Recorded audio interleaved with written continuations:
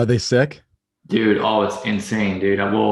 So I mean, apparently, like I don't think I've done like that I've done or seen is like this comparison of like them to like the old MacBook Pros, like something like really beefy, like tech wise, and it's like not even like comparable. Like it opens up things like instantly, dude. Really? Yeah, like it would open Photoshop in like half a second, like nothing even loads. Oh, And you can get the Mac Air for like $800, dude. really? Yeah, so like I think I'm just gonna get a Mac Air with a monitor. I think I'm gonna because I right now have an iMac with Hmm. a 2017 model, dude, and I'm like, dude, I need to upgrade. My stuff is so far behind, and I need to get some new stuff. Same. Dude, I'm telling you, mine is like And so I'm just thinking about like 2015, 1,000 bucks. 2016. Yeah, yeah. So I'm just like drop that, like spend like $1,000 and get like that MacBook with an M1 and a monitor. Yeah. That'd be ideal. Like one of those curved monitors would be sick, dude. Yeah, for sure. Especially if you're editing all the time, dude. It's Oh like yeah, it's like a dude. necessity, you know what I mean? And they're not that crazy expensive, dude. I mean, they're like Exactly. $200 or something, That's not bad at all, man. 250, $300, whatever. Yeah, so it's affordable. Definitely makes it worth it. All right, cool. Let's get this thing kicked off. What's up, everybody? It's Dave Drakes with a collective experience. We're back for another TCE live watch party for the final round of the Pro National Series. And of course, I'm joined by this guy needs no introduction, man. You guys know who this is. Ian Treadle, famous past pro. And he's going to be helping us break down everything, keeping me in check and making sure I'm not talking out of my ass too much. So it's going to be Yeah, dude. it's gonna be fun. So yeah, feel free to hit that chat and let us know if you have any questions or whatever. Let's get a good dialogue going and just have some fun watching the motos. Did you watch last weekend's race? Dude, I didn't. I watched some highlights. That's all I really did. Though, was like I did not. I couldn't be around to watch it. Yeah. No, no worries. It was a good race. It was a solid race. Jet is just unstoppable, and obviously you saw everyone saw it. Ferrandis got the title early, which Yeah, not really a dude. surprise. I didn't realize he was like the first person to ever do that, dude. First person to do. To win a championship back to back like that, like and be first, like win their first 450 championship after winning their first 250 championship or some shit like that. Wait, didn't Dungy do that though?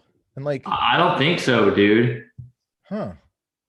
Correct. I mean, dude, fact check me, but I don't think so because like my little brother get like someone was telling my Gab. I was like, are you sure? And my little brother Gavin was telling me, he's like, no, dude. He's like to win both for your first. I'm like, oh, that was Fernandez's first 250 championship as well. So he Oh won his wow. first 50 championship, then won his first two 450 championship the following year, dude. Yeah. That is kind of wild, So huh? that's insane, right? Yeah, because last year he was still on 250s. Yeah. So And like he that's what I'm he saying. went Like he went supercross title, that's why outdoor that's why title you're too. thinking Dungy did it. Like Dungy didn't do that. Like Fernandez like literally like came over here like he still was his rookie, like his first year's his rookie year, then Yeah. his second year, whatever. So he won the championship and then he won it again in his first 450 year, dude. Crazy. That's insane, right? Yeah, and he's such a good rider too. Like watching him this summer has been kind of fun. You know what I mean? Like usually when people get on a championship run and they got a huge points lead, it's kind of boring. But he's been like pushing it. It's I enjoy watching it, like the way he's riding. You know what I mean? He's making the racing better. Dude, yeah, I think I feel like I feel like he's kind of adopted some of that like California riding style, like from the US with his European stuff, which is kind Yeah. of cool. I think Jet and them were kind of doing that too, but I think some of those guys are looking like that more like rocks and kind of that does a weird hybrid riding style. Yeah. No, it's cool because you can kind of see like they have that intensity, that aggression early on, but like they'll do some Euro stuff like standing long into the Yeah, corners, you know what I mean, and yeah, like, all that yeah. cool stuff. Like that's pretty rad. And then you can even see our guys copying them on certain stuff. Like some of the standing stuff, you see all of our guys are all standing like into the apex of the corners now. Like most of the guys are kind of all doing like similar. So they're like standing into the corners before we were kind of sitting down Yeah. earlier. Yep. And so we're just doing different. It's like you're seeing everyone kind of like mix it up and like copy certain routing styles, and it's kind of cool. No, it's rad. So like in that same breath, like you mentioned Roxon's kind of like that, Sexton's kind of like that, adopting that same style. I really dig it. So yeah, hats off to Ferrandis, man, for a dude to come over from the GPs and like have success like this. It's almost unheard of, man. Like he He was consistent. He rode fast. He had like the tenacity. He rode smart. Like he did pretty much everything perfectly to win this title. Yeah. I can't think of a single thing he did wrong that like, even when he made a mistake, it wasn't even like that big of a freaking mistake. Like no one really saw it even, you know what I mean? And his starts pretty much sucked all whole season. It seemed like he like never got a good start really, dude. Yeah. That's He tough. was always from, I mean, yeah, he rode that solid. And this class too, it's like, it's crazy. It's insane. Yeah. Yeah. I wonder what, like, what's interesting now is what he does next, dude. Yeah. Like, what do you do? Like, what would, like, if you're him, like, what do you do now? You just won 250 championship and 450 championship. What do you do? I guess you try to. What do you think? What do you think about where's you don't really go up from there, dude? No, I mean, I guess you put your head down and try to get that Supercross title now, like to make it a, you know, the 450, but like the quadruple, like, you know what I mean? Like, dude, you gotta 2x it or you suck, dude. Like, exactly, back it up, dude. Back it up. Like, exactly. It's like that one. It's like when you make like a free throw shot at the basket. Like, dude, back it up or it wasn't legit. Like, no one's seen that garbage, dude. Exactly. Like, you can win 2 titles in a row and think you're the man, dude. Exactly. It, yeah. dude. Yeah. You know, he's got to show it up and do some cool stuff. I mean, and I think everyone wants that 450 Supercross title because it's like, it's so elusive. You know what I mean? It takes so much to get a Supercross title. And not only that, dude, like you're making some serious cash when you win that Supercross title. Outdoors is one thing. Supercross, that's a whole other story, man. Dude, I guess so, man. I mean, I don't know. Yeah, I guess it would probably bother me if you didn't race Supercross and 450s before you stepped out. Like if you're really gonna call it, like it's like when's the appropriate time to really call it? That's kind of what I'm getting at. I mean, like at some point, enough is never really enough, dude. Yeah, exactly. You kind of just keep going for it. Kind of just keep wanting more. Exactly. So I think he would win the Supercross title and then just be like, oh, dude, like I should probably back up the outdoor title if I really want to be legit. And he'll just get caught in like this vicious circle and never stop. Yeah, and then everyone's gonna say, yeah, like you said, back it up, dude. If you can't back it up, then like, you know what I mean? Yeah. And where does it stop, dude? That's what I'm saying. Like, I don't know. Exactly. There's really no way to. That's everyone's like personal kind of stamp on it. However they want to leave it, I guess. Yeah. Everyone's got a certain point at which they think they've done enough, I guess. Exactly. They were talking about that on Pulp with Amart and Nicoletti too. Is like, when do you know it's time? You know, dude, Alex Martin is sick, man. Dude, yeah, and he's older than both of us, and the dude is still crushing it. Yeah, he's sick. He's going 450 next year, so that'll be interesting. Yeah, he's sick. I like watching his vlogs and stuff. Yeah, no, he's a rad dude. They just showed Cody Schock. Like, what are your thoughts on Cody? Like, he's his team is folding, like the FXR Chaparral team, which, you know, hats off to Mike Lindsay. Like the way that Michael ran that team it's phenomenal. It's a bummer they're going away, but what are your thoughts on him? Like, is he legit, or is he just kind of getting into some luck right now with this later half of the season? No, I mean, so I need to I don't know much about the kid. Like, let me look at his results the last couple races. But I mean, dude, top 10 privateer. Well, I mean, yeah. So like, if you're top 15ing, if you top 15 more than 2 outdoor races, you're legit, dude. You should definitely consider racing full time. You need to do whatever it takes. Yeah, because you're gonna get better for sure. Like if he's doing on privateer stuff, then yeah, you got to figure it out. Yeah. It just gets weird when you're like kind of between that 15 to 20 range where you're like, yeah, maybe, but you really haven't. That's where it gets kind of weird. Yeah. I think as far as like pursue it full time as a career, or just kind of like race hometown carnival races and make some cash on the weekends and work part time or something, dude. I don't know. I like to see him get picked up for a decent ride. That'd be pretty sick. Yeah, we need that so bad. There's probably so many guys that would do amazing if they had decent rides. Exactly. All right, so we got that gate drop in that first 450 moto. It looked like it was going to be Dylan, but holy crap, dude! Roxon hung around the outside and shot through for that holy. And then you got Craig moved up to second place in front of his teammate, and it's a drag race up the hill between Martin and Ferrandis. This is kind of cool because I like Christian Craig, right? Sorry, Christian Craig. Dude's awesome. He's an older guy. He works hard. I love the way he rides the bike. like, what do you think of Craig continuing on racing? Because I know a lot of people are like, oh, he's getting out there in age. It's time, from start thinking about retiring. Like, do you think he's got some more like title fightness in him? I want to say like that same tenacity. Dude, yeah, for sure. Because I mean, he's had one for one a ton of bad luck. Like, he got hurt like a lot and just got health injuries like set him back a ton. So I think that was like some stuff that was out of his hands that probably set him back. He'll probably get over at some point. Yeah. And then he's a pretty like I used to ride with him. We used to ride together in California at this one supercross track once a week. And he's a pretty good rider. So he's got some good style and speed.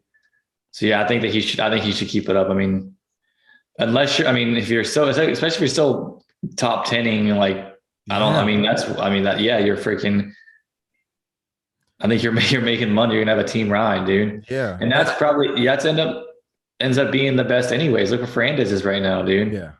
Like that top, like just riding conservative and saying the top 10 ends up being better than going pinned for the podium half the time because they always end up going down or getting hurt. Yeah. It seems like as the tracks are getting rougher and they're going faster. For sure. And like the thing about Christian, I'm glad you brought it up, was like the bad luck. I feel like at any given race, this dude can show up and win. Dude. Especially in Supercross. Yeah. Just the absolute specialist. Oh yeah. Webb's getting real frisky with him. Yeah. That's rad. And freaking Roxon's just checking out. I think that Roxon has one of the best techniques when it comes to getting out front, man.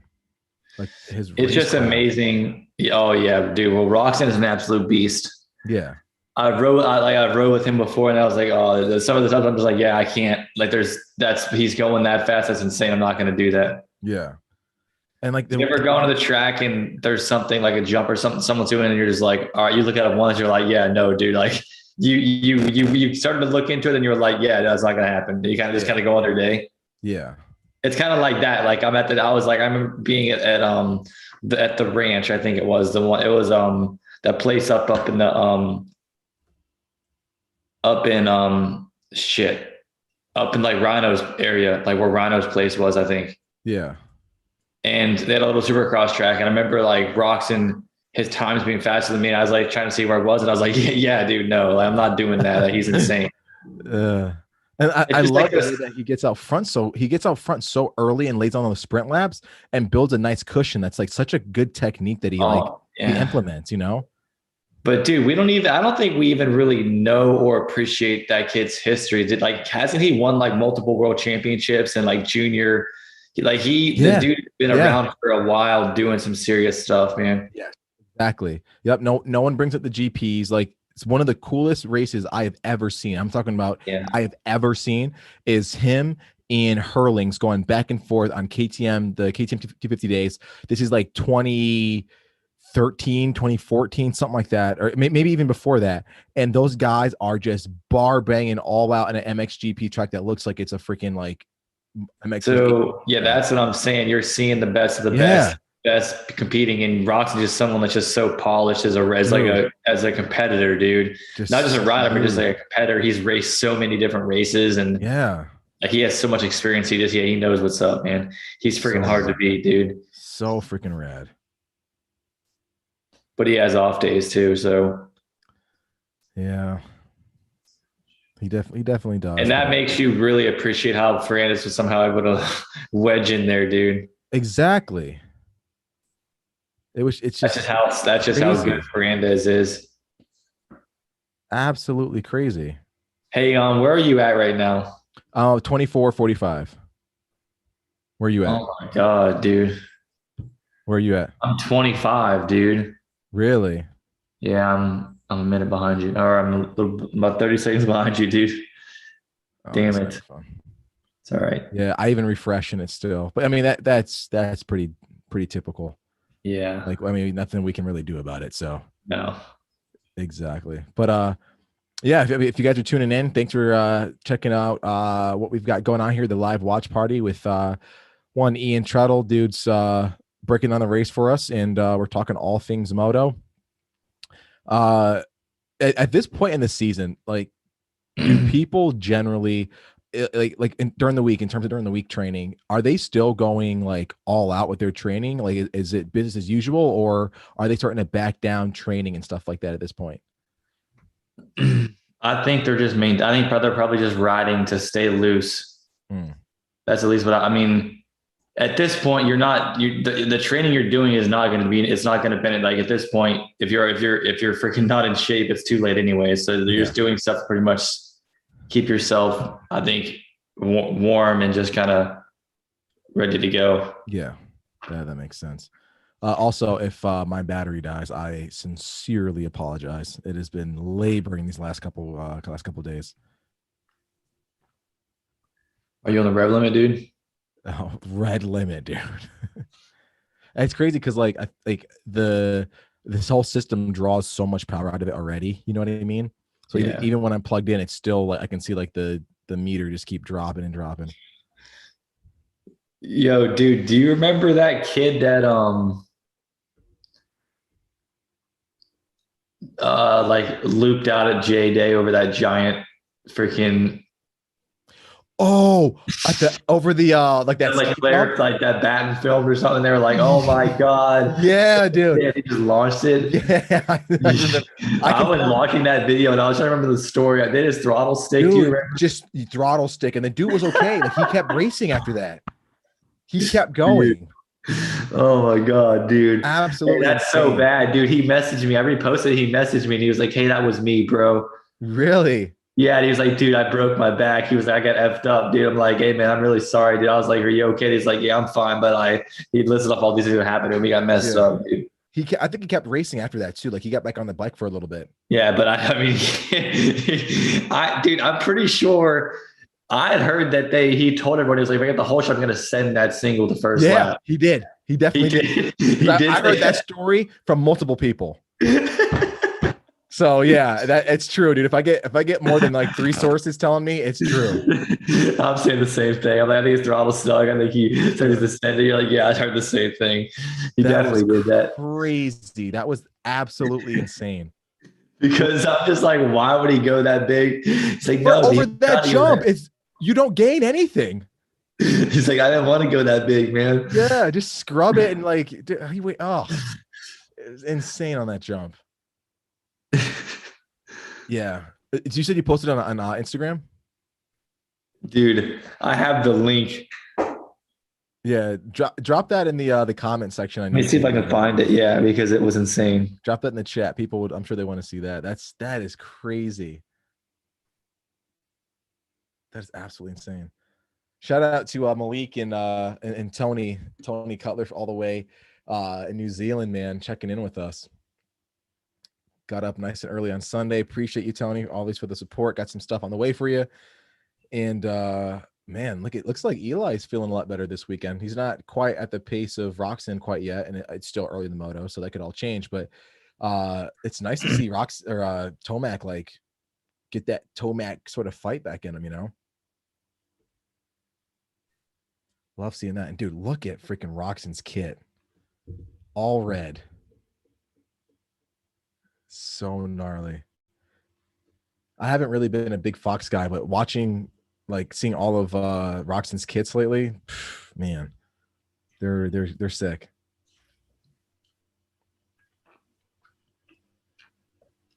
And Ferrandis is creeping up on him too.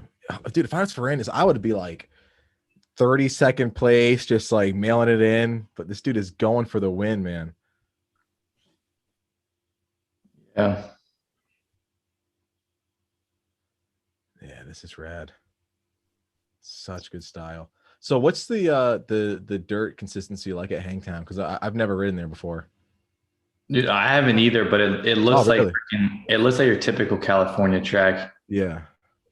Just with a lot of elevation. That's what it looks like. I mean, I'm just guessing though. I could be completely wrong. Harder base to it for sure. Like these ruts, yeah, it looks good though. At least it holds moisture. Yeah. It seems like it's kind of loamy. Some spots. Do you like watching these like historic Cali tracks, like Helen, Hangtown? Do you like those a lot? Because they're so gnarly. I think they bring out a lot of freaking just raw like skill and Yeah, to like demand like the demand of just raw talent too. I think to get through some of this stuff is really high. Yeah, You see guys do cool stuff, and you'll see people like just do some interesting things to pick good lines. I agree with that. It makes it easier for people like Roxon to pull away, I think, too. Yeah. Dude, watch what Tomac does, man. Right as you said that, dude just unleashed some really unique lines. I'm pretty impressed with Webb too, holding off Tomac, especially after Well, the guy yeah, dominated last Tomac week. is on it too. Yeah, but still, I mean, Ferrandis is caught the back of Roxon, man. Like, dude is he's not relinquishing, man. He wants to keep that momentum going forward. I think it's really cool for him to do stuff like this because it's going to give him that much more confidence when we start going indoors in a little while. You know, like once we hit Supercross, his last race is going to be like, oh man, the last time we end up on a gate, I dominated these dudes. You know what I mean? So it's got to give you that momentum rolling forward. Dude, where does Fernandez live at? I think he's a Cali dude. If I'm not mistaken. He trains with Swan and Pool. I think so. Yeah. Wait, isn't Swan? They all moved down to Florida, didn't they? Didn't they buy the goat farm? I don't know, dude. I have no idea. I don't what you're saying, the W people moved? No, not the. I Or think the Swannies guys? The W's still there. I just think Swanee's guys. Oh, okay. Yeah. But I'm just curious. I'd like to know. I'd like to hear how hard Fernandez trains. Yeah. Yeah, I could definitely hop on that training. That training regimen would be super beneficial. I don't know. I have no opinion. I'm just interested. Yeah, no, for sure. I heard he is plant based though. Like he's not no dairy, like none of that stuff. Yeah, no meat. yeah, dude. Did you ever buy into any of those like diet fads? I don't want to call them fads. Dude, I was always so skinny growing up riding that I felt like I just was trying to eat as much as I could. It never mattered.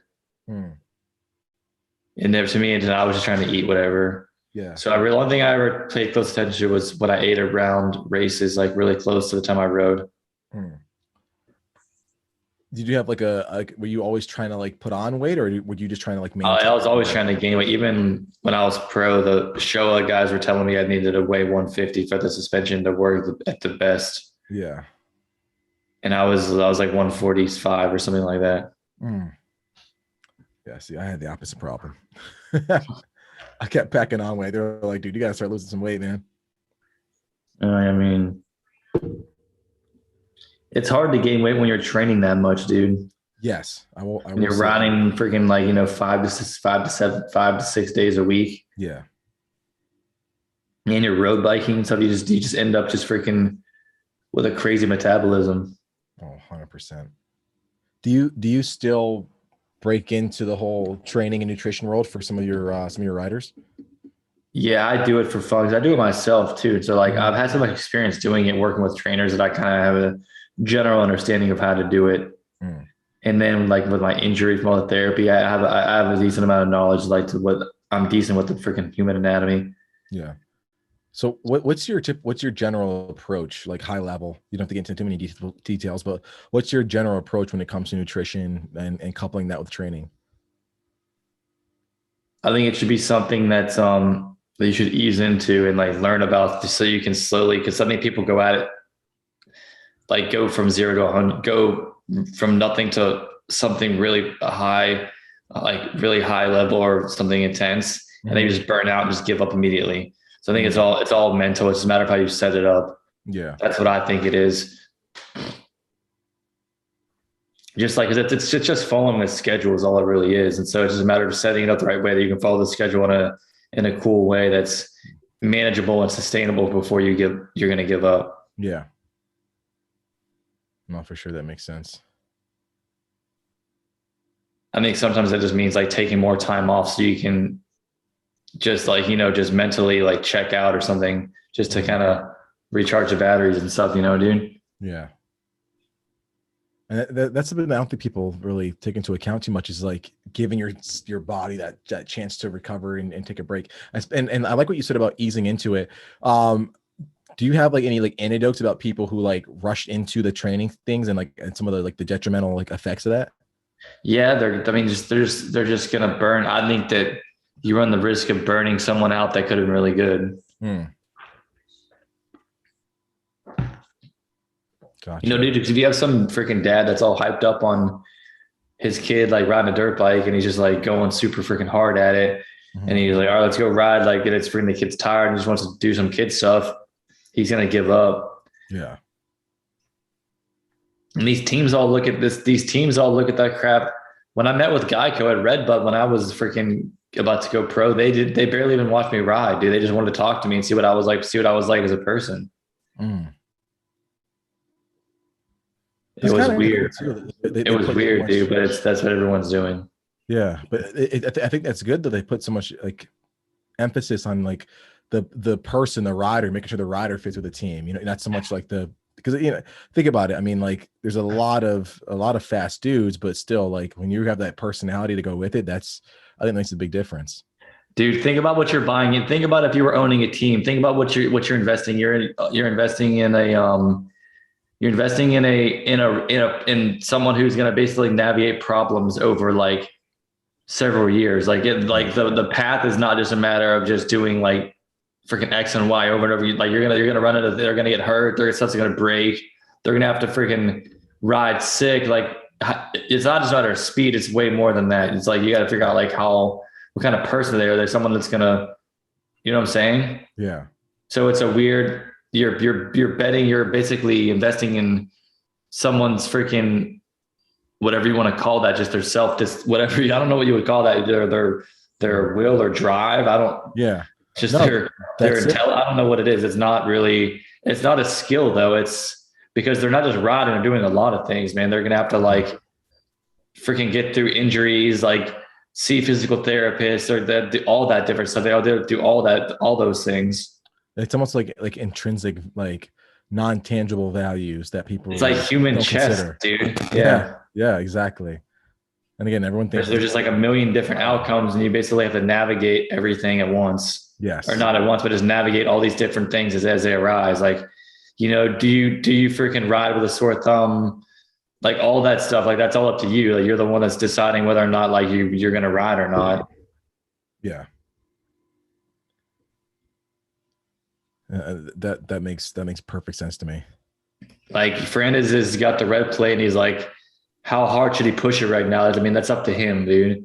The fact that he's still going after it is like, that's just how gnarly he is. He doesn't care. He just wants it, man. Yeah. Or he's just chilling and having fun. I don't know, man. It's hard to freaking tell. It could be now that the pressure's off, dude. He could just be off there. Yeah, he could be out there like riding, just having fun with it, dude. Yeah. He really knows. Which is insane to even fathom that, dude. That this is like I'm having fun. I'm just out here just like enjoying the ride kind of pace. Yeah. Like, yeah, man, this sport is so freaking mental, man. Oh my God. Yeah. Do you work on the mental side with some of your classes and your coaches? Yeah, I try to. I mean, I do stuff like that all the time. Like with starts and stuff I do.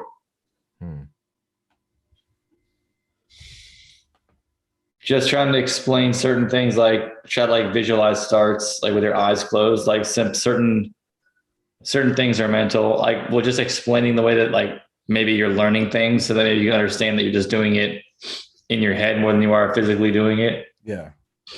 Maybe realizing it's mental could be the training itself. Yeah. I almost feel like just talking to people too, I can train them without even being on the track sometimes. Really? Yeah, it's weird.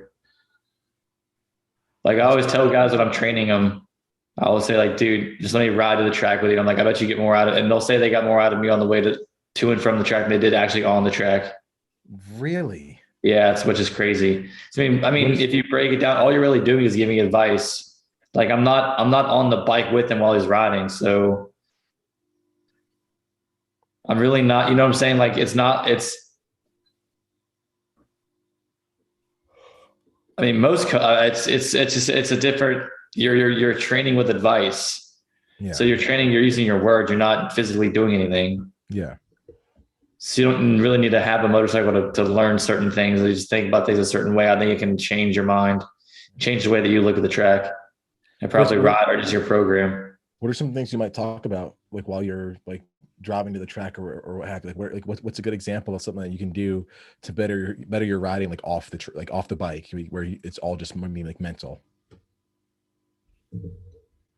Dude, I mean, this stuff sounds weird, but I think that I was doing some stuff for a while where I was trying to I would have lap times of like my favorite track, and I would lay in bed and try to match that lap time and mentally do a lap in my head with my eyes closed and see if I could get how close of a lap time I could get to that lap.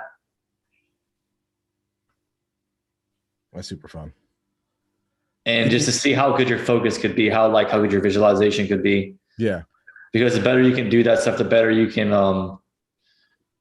I guess prepare for the practice or the skill you're about to perform. Yeah.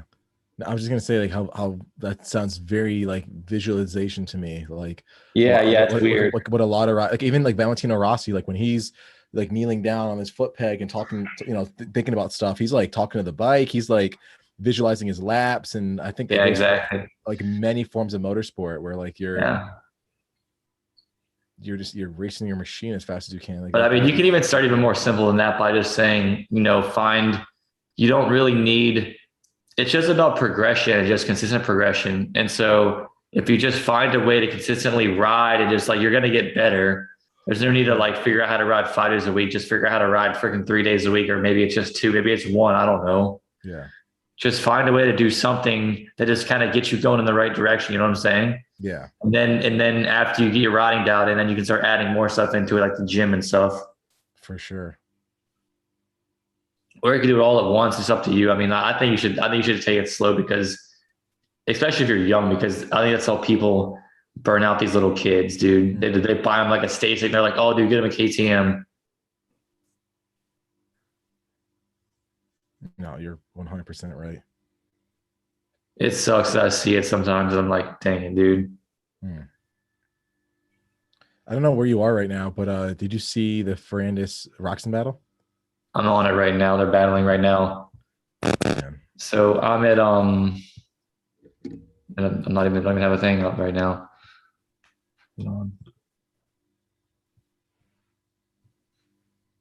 Yeah. I'm on drone footage right now. Which is pretty epic, by the way. Who's driving this thing, dude? They're doing a great job. I will say, they're driving this thing, just following Roxon, dude. Just doing crazy work. Like, it's not my favorite view, but dude, I respect it. It's like, it's pretty cool. It gives a unique perspective, Dude, what's gonna be the new angle, man? Like, how much more personal can they get, dude? They're gonna have one like out. They're gonna have one like inside Roxon's freaking goggles next time, dude. Yeah. In a couple of years. Do you think that's coming, like what we do with Formula One, where like you can get on board with the riders? Do you think that's a possibility of things to come? Dude, I think so, man.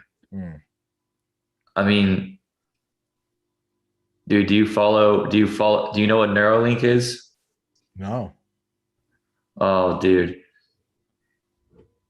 It's a brain machine computer interface that will help people like myself and Winfield get motor movement back that was injured in like some sort of central nervous system injury.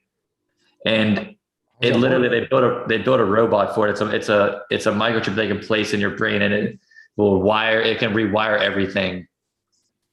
Really? And they have a video I can send you on Instagram of a monkey. They put it in a monkey, and he played a computer game, and they taught him how to play the computer game with a controller, and then decoded the brain signals, and then plugged the neural link into the computer, and then unplugged the controller, and he started playing the game without a controller, just with his head, dude, with his mind. Was nothing connected to the computer, dude. I'm not big on animal testing, but that's no, but I mean, it's this stuff. It's the stuff that it would be the surgery that they would do if they did it today, or and the end goal, it's going to be like you won't even need general anesthesia, dude, or a stitch. Really? How? The scar will be like 8 millimeters wide or something, dude. Yeah, you won't even need to get a stitch, man. It's crazy. That's pretty bad. So basically, is that just putting signals from the brain and bypassing some like Yeah. I guess Well, a I mean, mechanism. it would be different for everyone who's the people who are depending on what you get it for. Like Yeah. myself is just like, you know how like if you spilled water on a motherboard, Yeah. certain things would fry. So Mhm. just like nothing in the like it would be like saying like because the motherboard's fried, it means that the fan and the CPU are fried. Like no, that stuff's actually fine. It's just your Yeah. wiring is messed up, Yeah. and so they can go in there and like fix the wiring with like just one brain machine computer chip, basically. That's crazy.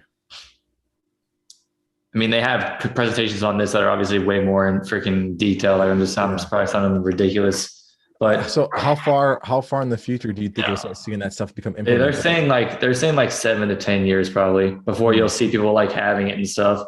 But Yeah. it's gonna happen. And all I'm saying is when that happens, you're gonna be able to see exactly what people are seeing. Like you're gonna have you never seen Black Mirror, dude? A couple episodes. Yeah, it's gonna be like that, man. That's crazy. Yeah, dude, it's definitely coming, dude. It's gonna be That's gonna good be and insane. bad to be like, wait a minute, you're telling me like you better get hurt and not be able to walk again because you got paralyzed. You're like, what the heck? Yeah. So it's like there's like it'll be good and bad. It'll be like probably ads in your head versus freaking having a debilitating injury. Yeah. Which is crazy, man. And to like again, that's such a scary part of our sport, is injuries that are that consequential. It's Yeah, worse. yeah. Imagine if you could essentially kind of eliminate a little bit all Oh that my stuff. god, yeah. And that would be. Yeah, then it seems weird. Yeah. Because thinking of Winfield, like, dude, the guy is an absolute champ, like a Oh stud. yeah, he's a beast, man. Yeah, he's he's an Yeah, animal. the way that he he overcame that stuff, and still he's like Oh yeah, he's his insane, dude. his whole program with like providing access to people who are handicapped. That's Yeah, no, phenomenal. he's a beast. But Yeah, like it's insane. if you and think about like before he got hurt, like the potential, you know what I mean? Oh my god, yeah. If He you was could racing take against. the Yeah, he was racing against some gnarly guys. yeah, dude, like if you could, make the injuries like this like less frequent. I mean, there's a lot more, a lot better for the sport, man. But yeah, it's weird. Yeah. Like doing this with Winfield. Did you realize like, dude, holy crap, this guy's a wealth of knowledge, man. Oh Oh yeah, my dude. gosh. The dude is he's like the ultimate connector, dude. He knows everyone, dude. Yeah. He, he's like the freaking yeah. He's like the freaking who am I thinking of? The guy from American Idol, dude. Oh, like Ryan Seacrest. Yeah, he's like the Ryan Seacrest of ABC. He's just like he's everyone knows him too. Like when everyone knows Midfield, he's the man.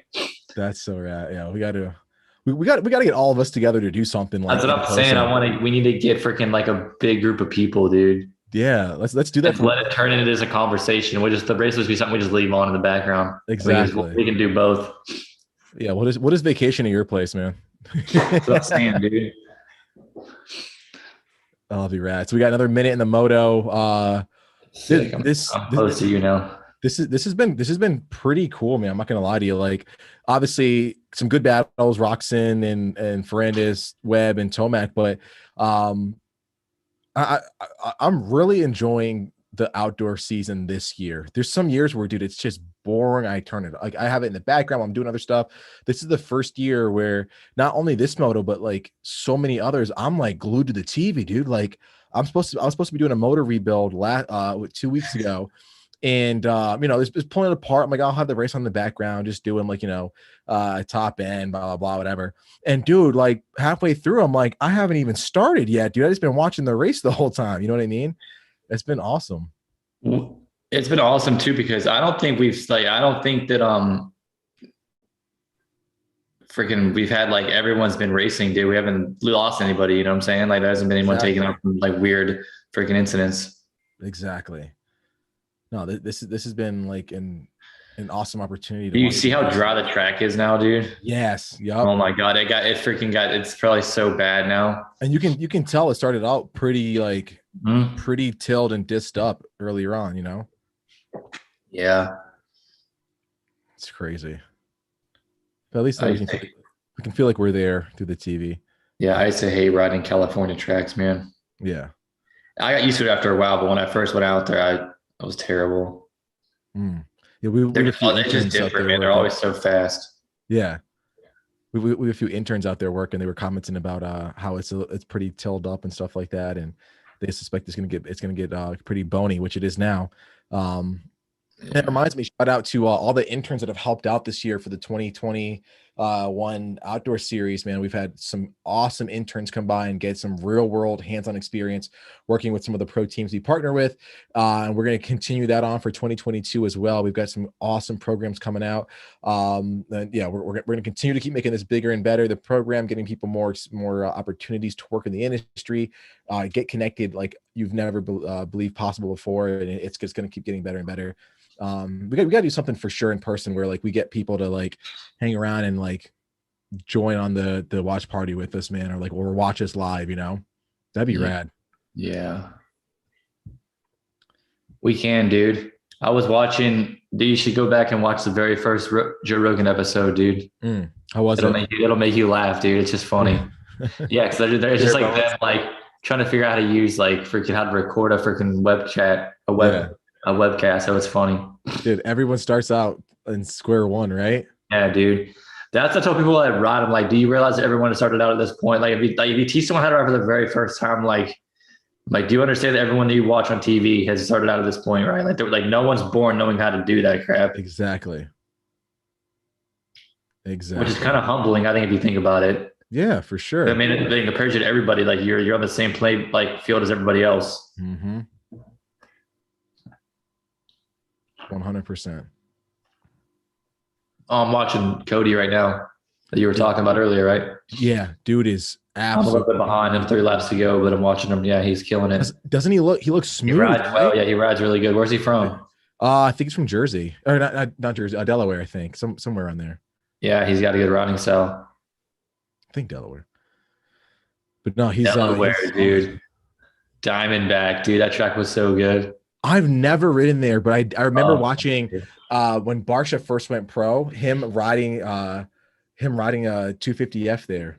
Oh my god, yeah, I remember that too. That Verb video that he had some videos. He was so dude. He was he was sick back then. He was, man. He's still sick now. Weird confidence, man. Yeah, yeah. Dude was just on the pipe of that thing, man. Holy crap! Just never off the limiter. Yeah. Let's see. Is that Surratt they're previewing right now? Shout out to Ryan Surratt, dude. Yo, dude, yeah. What place is he in though? I don't know. They're not showing timing and scoring, but he's getting some. He's got a nice cushion, dude. Yeah, exactly. Really good coverage, dude. Like Surratt's a solid dude, repping the team All South. We worked with them a little bit this past Supercross season, dude. They're a really, really good team. Yeah. Pretty bikes too, man. The more I see these Husky gas and KTMs, the more I want one, man. Dude, how much is a Husky right now, dude? So I talked to over 10? Over 10, way over 10. Yeah, dude, that's what I thought, man. That's insane. I talked to a dude that had a KTM 350 at the track last weekend. I'm like, oh, dude, how much was that? I want to get one. He goes, oh, I got it for a steal, 11.5. That's not even out the door. Dude, like, that's insane, man. Dude, are you kidding me? That's funny, because my dad's not paying attention to that kind of stuff. So I was like, dude, you know how much a dirt bike costs now? And I'm like, dude, like a Husky's like 10 grand. He's like, come on, get out of here, my promise. Yeah, no. Because I remember, dude, my dad bought my first 4-stroke. I think it was 52 out the door. Now I'm like, you can't get that same bike now is like close to 10 grand. Yeah. Crazy. Then you start looking at like the prices of like Cobra 50s now too, dude. It's all dude, crazy. Yeah, man. It's all crazy. Just got to buy your kid a skateboard, dude.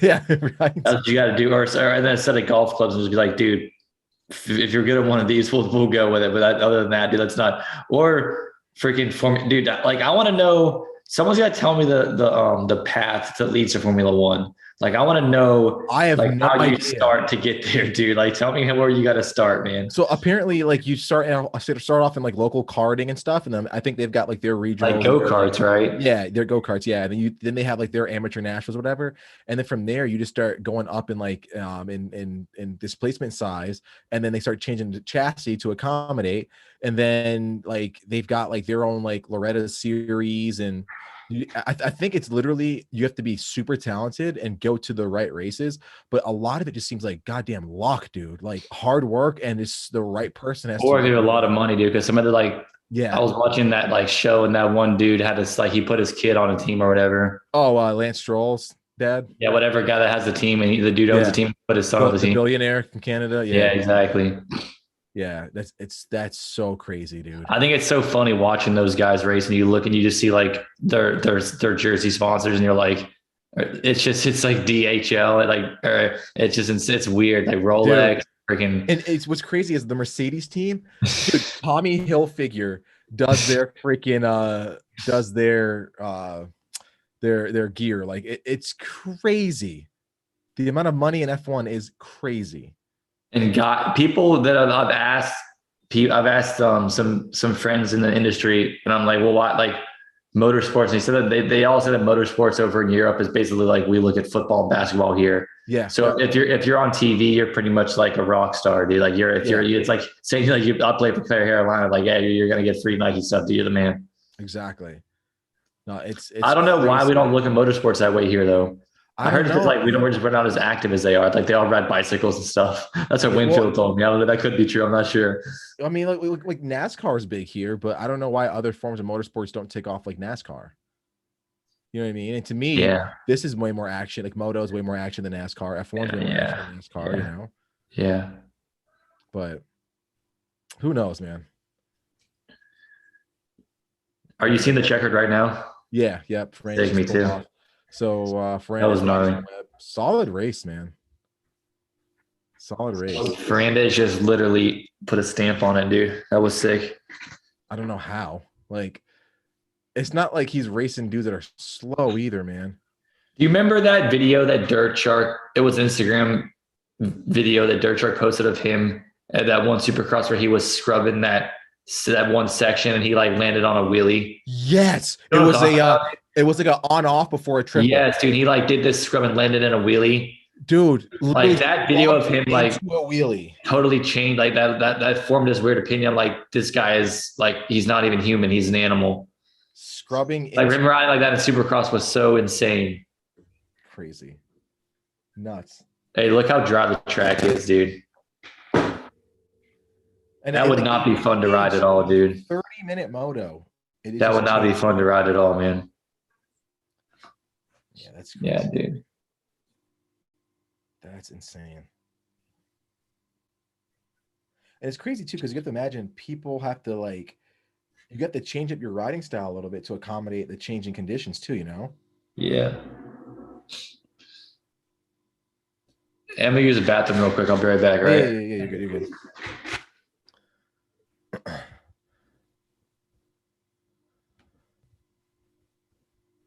So what a freaking awesome race that was, man. Super, super sick to like see Ferrandis. And even though the guy did not have to go out there and push it, he just kept on going with it, man. Like, holy crap. Shout out to everyone. We're checking in with the chat. Appreciate you guys tuning in and watching this. Shout out to all of our amazing sponsors: FXR, Flow Vision Goggles, Intake Breathing System, Overshare Advice and Planning, Evans Power Coolant.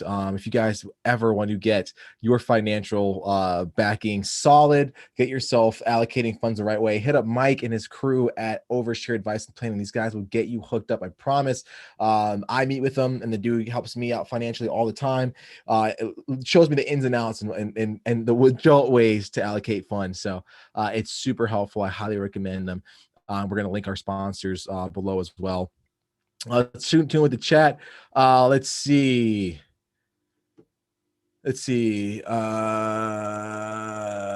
Shout out to Jay checking in too. Malik, to answer your question, we're going to try to do the internship for Supercross. Not sure yet.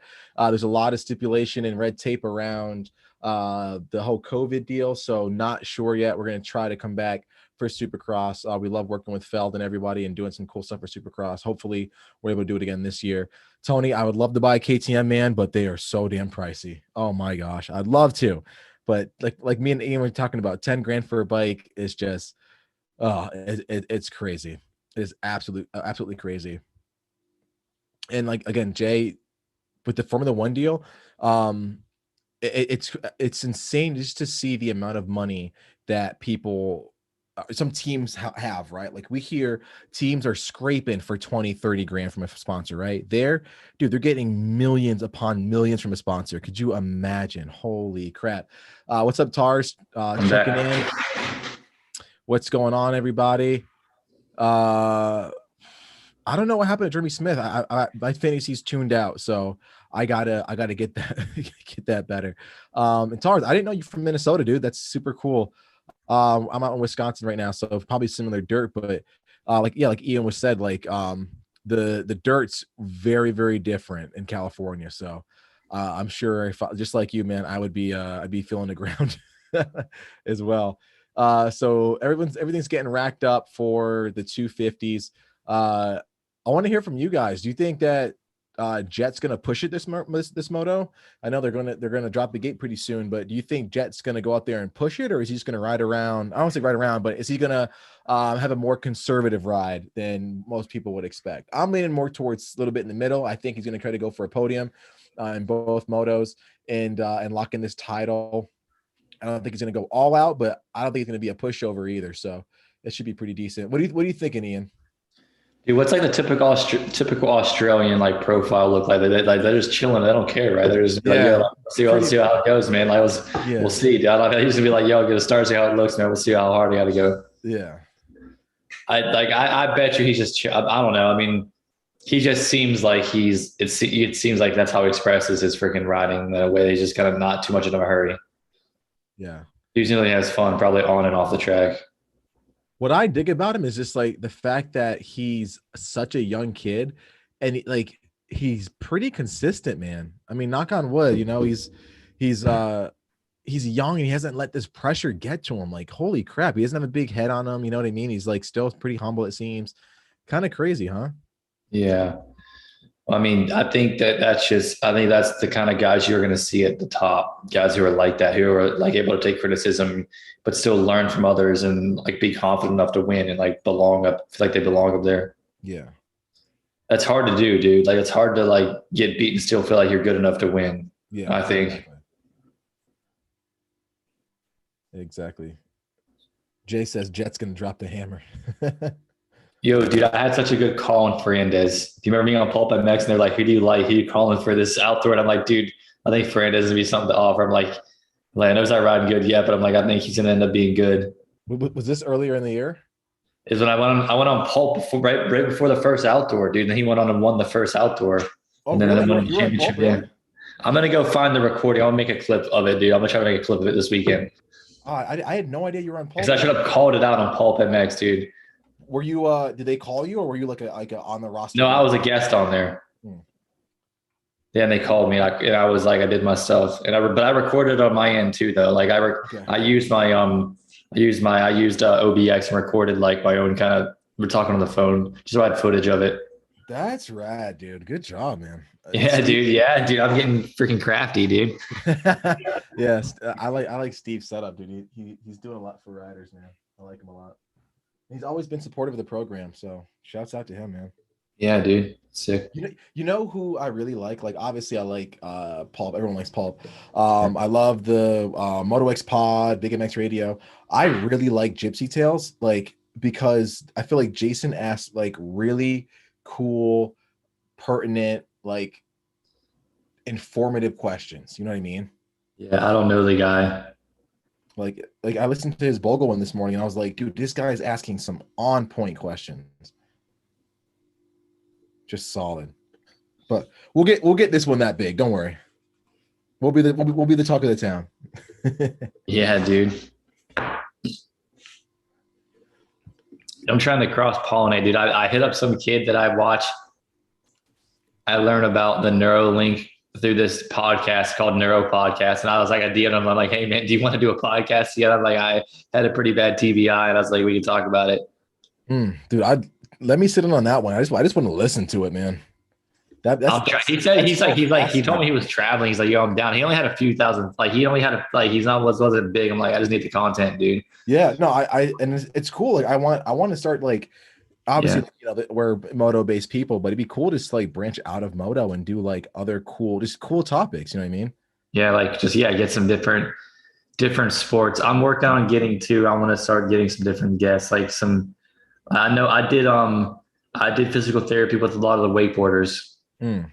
Oh, That like the all the Parlay Bonifay brothers, Danny Hart, Rusty Malinowski, freaking who else do I know?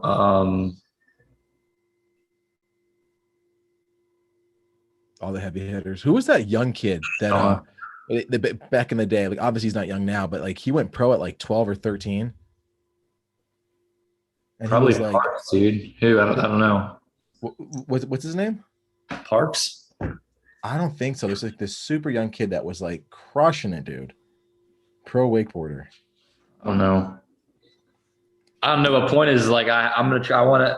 I think it'd be cool to start cross. You know how Joe Rogan kind of brought in the fight world and kind of made it to where people were like nobody was really watching MMA that much until Joe Rogan started talking about it. I feel like. Yeah, no, for sure. No, that'd be sick, dude. I'm all for branching out, cross pollinating, and doing some cool shit like that. That's always dude. good. Yeah. Have you ever wakeboarded before though? No, dude. I've snowboarded and I used to skate a lot. Wakeboarding is so freaking hard. I'm a snowboarder. Like that to me feels pretty natural. Wakeboarding, the complete opposite. Really? A complete opposite. No way, dude. I can't figure it out. You snowboard, dude? Yeah. Really? Yep. I'm from New England, dude. I ride the park? Not too much. Like I'm baby stepping my way through there if I do it. So you just like going down the mountain. Yeah. Okay. I just like all mountain, just like flowy riding. Dude, have you ever seen Cody Williams on skis, dude? Is he gnarly? He's insane, dude. He can first of all, he can flip like no problem. Because he can flip on. He's really good on roller skates too. I don't like somehow or another they got into roller skating at one point, and they can do like pretty big gaps and 360s and backflips, and they'll do it on skis too. So they're freaking sick. Yeah, it's funny, dude. Yeah. I'm like, how you guys this good, dude? They're like, oh yeah, we freaking practice all winter, dude. Yeah. No, that makes sense. Let's see. Oh, Jay's making a good point. He mentioned like maybe if we did this 30 minutes before the races, we can get more people because like people are getting amped up. We might want to like bench race a little bit before and maybe do like a wrap up. But what are your thoughts, man? Do whatever they want. Let's do whatever, man. Yeah. We're just trying to figure this out, dude. This is all organic. We don't know what. Exactly. We don't know how it works yet. We're just having fun with it. Hop in and let us know so we can entertain people. Yeah. No, that'd be sick. That's sitting at my desk too, man. Yeah, that's what's up, dude. Also, I think Jay, same person, wants to know your thoughts on the Motocross of the Nations this year, man. Since we're not going, Wait, that's like some political crap, isn't it? Like we chose not to go or something. I don't know. Yeah. It's not really. I mean, that's a personal choice. Dude. I mean, it's whatever. It's up to them, I guess, if they have their reasons. Whatever, dude. I think Christina Denny. I personally would go, but like, it's not my freaking call. So. Yeah. No, I think Christina Denny was on Pulp and she was just saying the logistics of getting it because of COVID, dude. It was like, it almost sounded like it was like an admin nightmare, just trying to get flights. And if someone got sick, she's like, it would be an absolute nightmare trying to get back home. So, I mean, in that regard, I mean, like, especially, I'm all for everyone doing like what they want to do, as long as you're not hurting anybody and, you're doing whatever, like, dude, do it, live your life. Right. But also at the same time, it's like, I can't fault them for pulling out because like it sounded like a nightmare just planning to get over there, man. Like, I get it, dude. All the obstacles and red tape. I get it. I get it, man. 100%, dude. Yeah, you can't freaking. Yeah. It's whatever. No, where's the nations at though? I don't know where they are this year. I think. Oh, it's Malcolm already just announced he's on Rockstar, dude. Was that what that was? I'm on mute, dude. Yeah, they're showing it right now. Mookie's on Rockstar, dude. That's sick. Awesome. Yeah, I heard about this like middle of Supercross. So I was like, okay, it'd be kind of cool if it like actually played out and like, dude, looks like he is really liking the bike. Yeah, it's sick. He's already got the gear. Yeah, it's that he looks good on that stuff too. Yeah. Wow. I think it's a good fit. especially like I think Rockstar is really good at getting people who are like who stand out. You know what I mean? Like Wilson, huge personality, big following. Anderson, huge following. You know what I mean? Like I think Zacho, huge following. Like they always get these guys that are like super like polarizing and like really fun to watch. You gotta remember that team grew with the riders too, because like they started out as a satellite team. Like when I first rode for them, my first year, my first or two races, it was called Canada. Like there was no factory support. They just had like freaking pro circuit stuff, and the bikes were still good. They were good. They won a lot of amateur nationals because what was it? It was PJ. Oh no, their bikes were really they were I'm just saying like, but I'm talking about their pro bike. Their amateur bike was very good. Yeah. Okay, the amateur bike was sick because like gnarly was out there was like they were one of the better guys, but in the pros they were just starting, so they were also just starting all their freaking like R&D, like freaking R&R or whatever. Yeah, for sure. For sure. Because Canada, that's when did they switch to Suzuki at that time? Yes, they were Cowie at one point. Yep, for a long time. And then, do you remember when the Suzuki team folded the amateur program? Yep. That's when Bobby started all that stuff. Gotcha. This is going back in the archives, dude. You're making me feel old, man. It's not that long ago, dude. Are we old now? Like.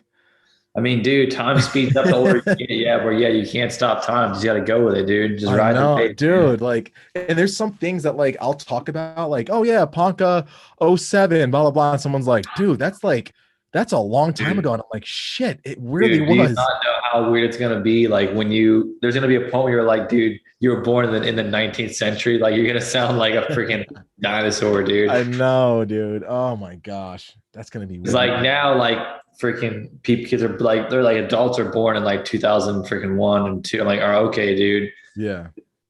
Like how can you like I remember like racing like in 2001, dude. It's weird. It's crazy. Absolutely crazy. Whatever, dude. It's like, you ever surfed before, dude? No, never. I was supposed to at this engineering conference a couple years ago, but we were at Huntington, and dude, we had it all planned out, and then just something happened where we like scheduling conflict or something crazy. Dude, you just gotta get a longboard and go out there, man. Just ride the wave, dude. Yeah. If you can snowboard, you'll figure it out. Once you get up one time, you'll figure it out. Oh, for sure. I got to get that figured out. It's fun, dude. It's really cool though. Because surfing's hard, but longboarding was easy. Like it was hard to surf, but longboarding was easy because you just get up on a white, like even when you can surf like whitewash and stuff. It's not hard to get going. Yeah. Yeah, we gotta make that work.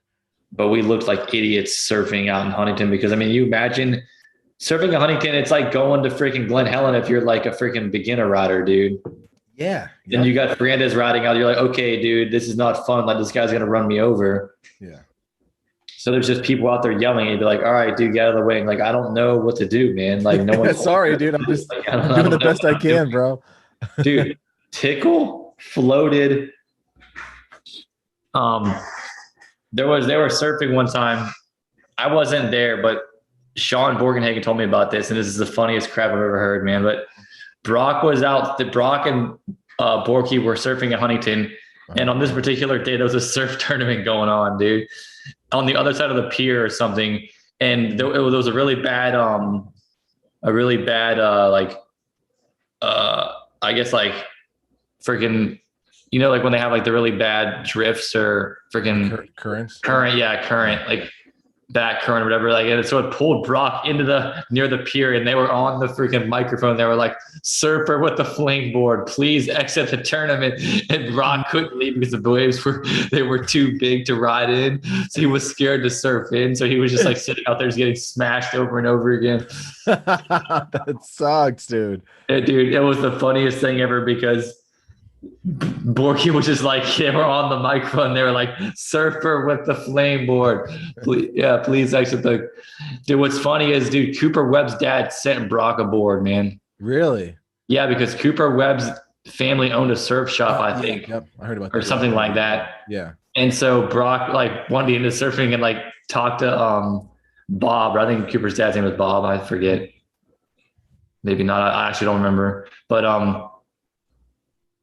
Brock got a board, and whatever board that Bob sent Brock, or that Huber's dad sent Brock, freaking had flames on it. Brock was like, "What the hell, dude?" And so he was like, I'm not gonna like not use it." So he's just then ran it anyways. But it was out in this tournament, like a really good tournament, dude. It'd be like let your dog loose on like freaking at the like regional qualifier or something, Yeah, dude. yeah, exactly.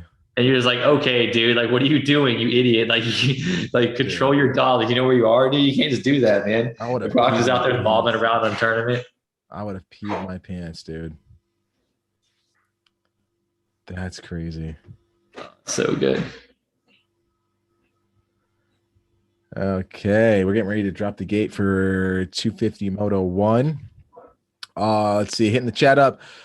I don't think the MXDN lost its prestige at all. I think it's still pretty dope. I just wish that the USA, we put more emphasis on outdoors, and I think it would make it a little bit more exciting, a little more prestigious, in my opinion. Trying reloading, dude.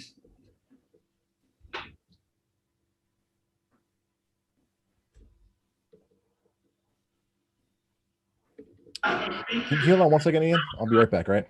Okay. The hell, dude.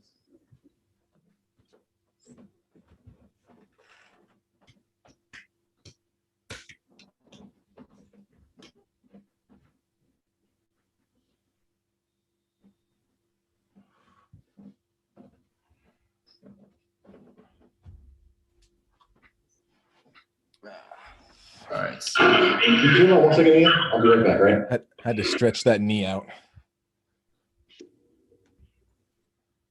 the hell. Okay, we're back. We're talking about the Degans in the chat, man. Everyone's liking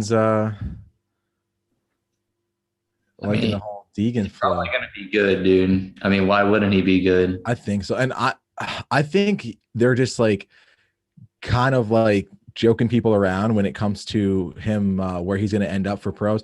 I think KTM wants him 100%. I don't think they're letting that kid go, man. Like, really?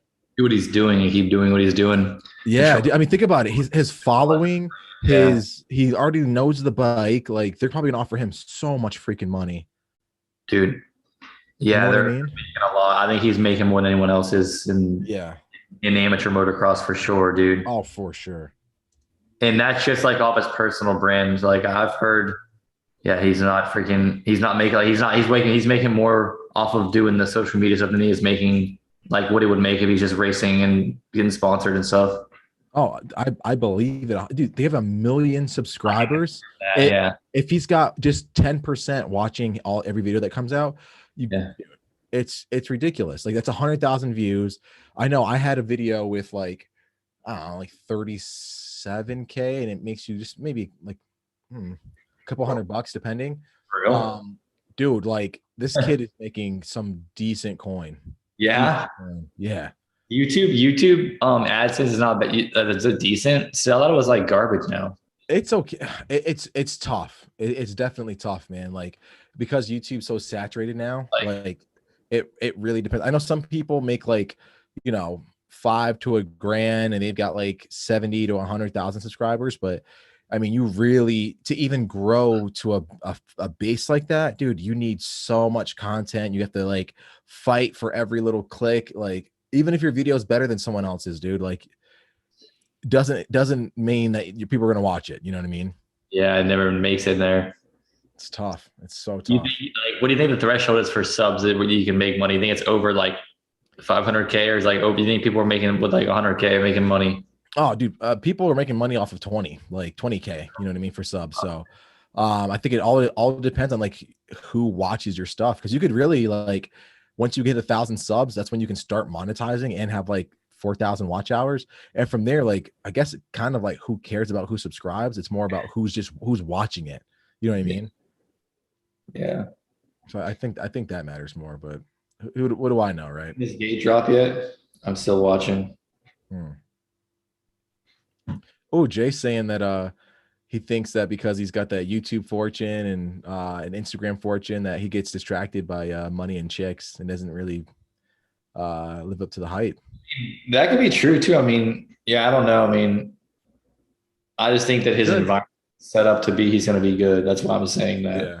I hope so. Kind of like Jet. You gotta, dude. There's chicks throwing their panties at Jet that look like freaking models. Like every weekend, the kid still has a good head on his shoulders. Like doesn't get distracted. He's got a good team around him, so it can be done. If as long as they do the same thing for Jet, I think it can be done for sure. Or sorry, with Deegan, it can be done. Someone like that is just like a product of their environment. It's almost like Malcolm Stewart. Yeah. He might not even wanted to ride, but he did just because it was there, and he like was so good. Even if he didn't want to ride, I think. Exactly. Got that gate drop for the first 250 moto. Huskies out front, dude, looking strong. But Justin Cooper got around and he's leading the pack, looking strong, man. And I think Jet's buried.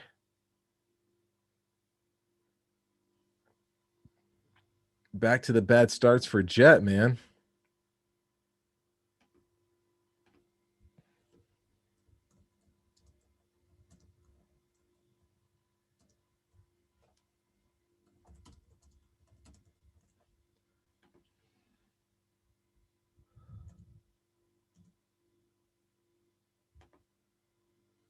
It's crazy, like what a weekend, or you know what a difference a weekend makes for Cooper, man. Out front, looking like a different person than he was last week. He was up front for a little while last week, but halfway through the moto, didn't seem like he was the same guy. So it's cool to see him, I guess, doubling up on some good starts, and let's see what he can muster. He's got Jet behind him.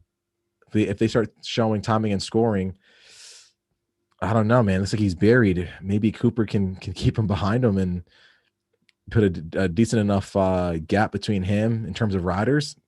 Man, that could be solid.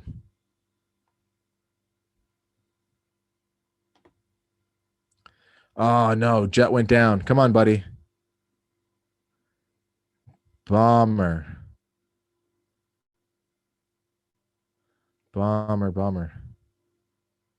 Maybe he comes through and salvage his points, because right now it's not looking too hot. Whoa, dude. You see Jet went down? Yeah. I just watching the replay now. Oh, Cross-threaded. It's lucky that wasn't worse. Yeah. That happened to me last weekend. Yeah, dude. Was not fun. The old freaking helicopter, dude. Is it just me, or does Jet's visor fall off more than any other person ever to race motorcycles?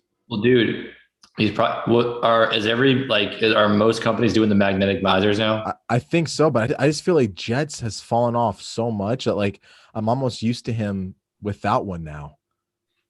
You know? He doesn't care, dude. He just like, dude, I don't need a visor. I'll just freaking run it, dude. Yeah. RJ's up there, man. Dude, so I don't know how much better you're gonna get, dude. Yeah, exactly.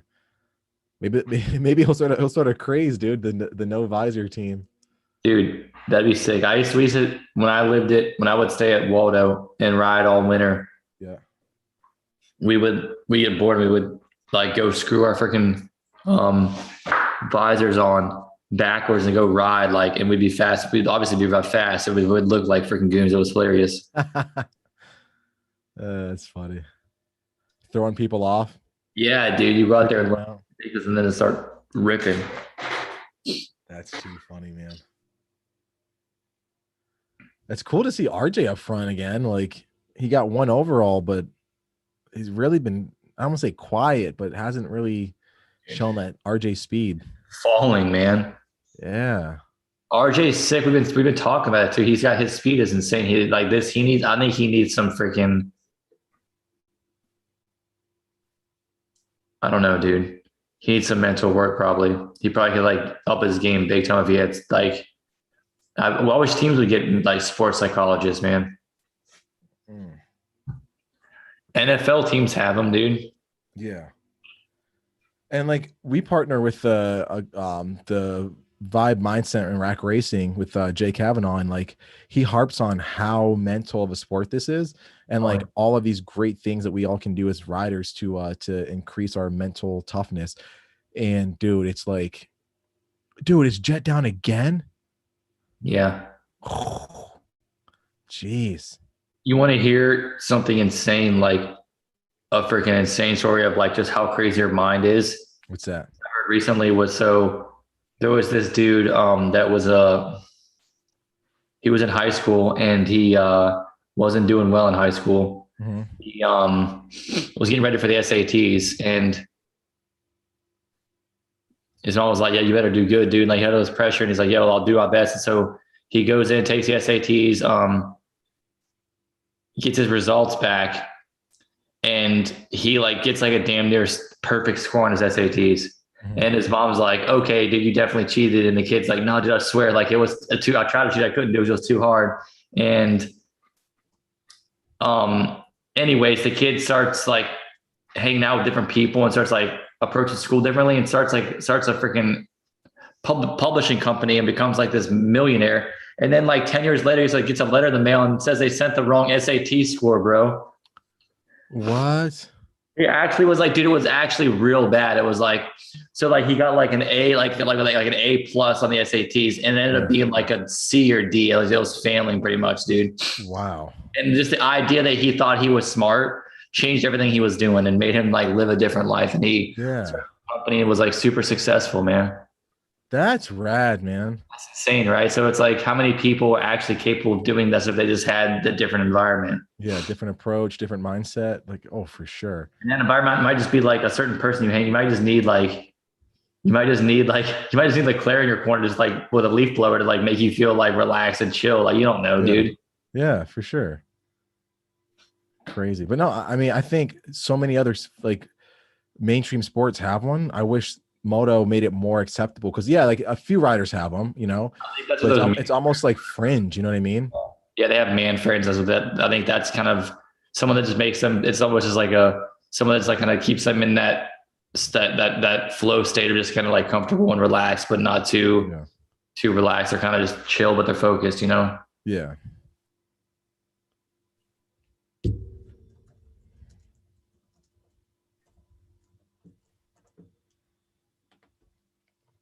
Man, that track's got to be cooked now, huh? It looks so bad, dude. Yeah. All the ruts are probably so choppy.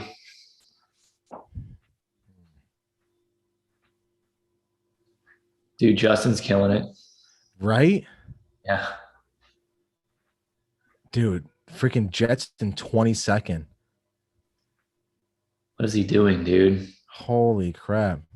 That is like, if the race ended right here, that is by far enough points where it tightens up 100%, dude. Like they'd be within like a couple points of each other, I think. They got a long time left, dude. On the broadcast, I don't know what they're saying, but if things ended right now with Jet in 22nd, where would we be in points? Hit up the chat. I want to see what people are saying. Ooh.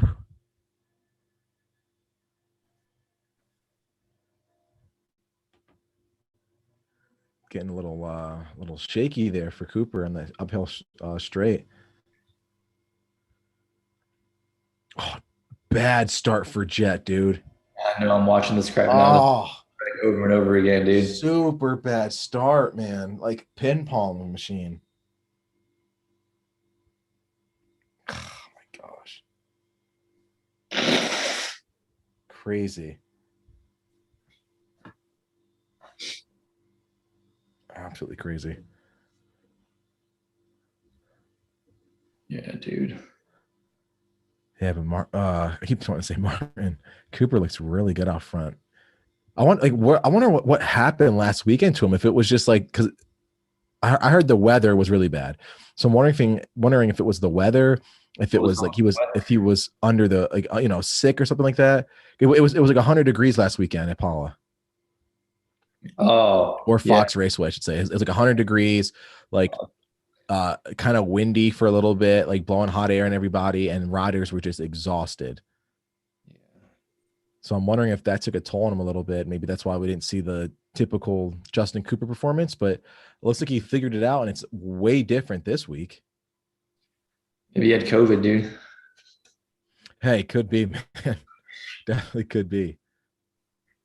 He had that. Are they testing for COVID at the Pro Nationals? I don't know, man. They did for Supercross. Yeah, there's like, yo, you made it this far. Just keep going, dude. Yeah, they tested us like every single weekend for Supercross. Really? Yeah, it got pricey. God. It got pricey. But dude, on a freaking tear, man. Whoa. Looking super smooth. Damn, those bikes look so good. Don't they? They're not moving around like at all. Justin's had a little bit of issue, I think, throughout the year, but this one's not too bad. So when you go and like set up your bike, because like you know you've had a bunch of pro level bikes, what's that process like for setting it up the right way for you? I think they start out with they just start out with just your weight, and like so there's a generic setup for like a weight. They probably know someone that's similar to your size and weight and riding style. They know what their setup's like. They start out with that, and then you go from there. Like, how's it feel? And they watch you ride, and they just adjust it and figure it out. So do you have to give them verbal feedback, or do they just watch you the whole time? Guys just know by watching you ride. They're like, hey, does it feel like that? Yeah, I mean, you got to imagine some of these guys are so they've done testing with people who've won championships over and over again, so they know what works. They're like, oh yeah, like Dungy's bike looked like that when he was freaking killing it. Like, I know exactly how to fix that. So they're just like, they can watch you ride and know how to they know what to do with your bike. It's sick. Yeah. Yeah, but that's something I noticed immediately was the way the testing was just like, I was just like, that barely even talk. They know what to do. That's so rad. So for me, it was a little bit different when we were doing our setup. It was like we did a lot of the talking to the point where like we would have Showa fly out and like we would tell them like, hey, the bike's doing this, that, and that, and they stayed silent for a little bit just to make sure that they didn't influence us or bias us in any direction. And then afterwards, once we kind of like debriefed and made the changes, then we would kind of have like a dialogue back and forth. But yeah, I'm sure in the same breath, it's very, very similar to what you were describing. Oh yeah, no, but I just meant like some things they would be like, I'd be like, no, it feels good, dude. And they're like, no, it could be better. Like, hold on, let me try this. And I'm like, oh, okay. So like they were just doing it for me. And I would be like, no, it's good. Like, oh, it could be better. And like, wait, and I try this and like, oh, it is better. Sick. Yeah. So I see something I didn't even know. So it was weird. Ugh.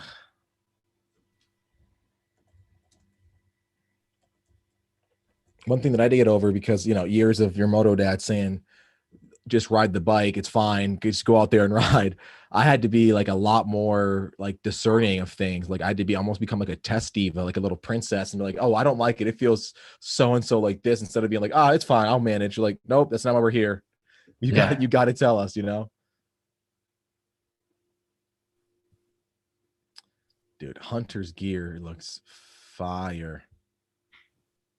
You like that, dude? The blue? Oh, dude, he's definitely getting drip check this week. It's too much blue, dude. It looks like a painter suit, man. You think so? I'm feeling it. Yeah, I don't like it. It's too solid, dude. I get it. You know what gear I liked was Malcolm's setup on that Husky just a minute ago. Looks so good, dude. The black and white? That black and white 7 gear with Rockstar stuff looks so good, dude. Dude, and 7's going to get him looking so kitted for Supercross. Imagine all the things are going to come out with for him, man. You just see Max Bolin almost high side? No. I saw him just almost watch the front in that rut.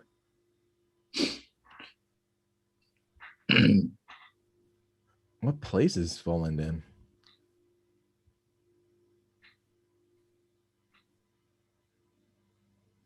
He's had a pretty decent year, man. Yeah. I think they made a good decision moving him up.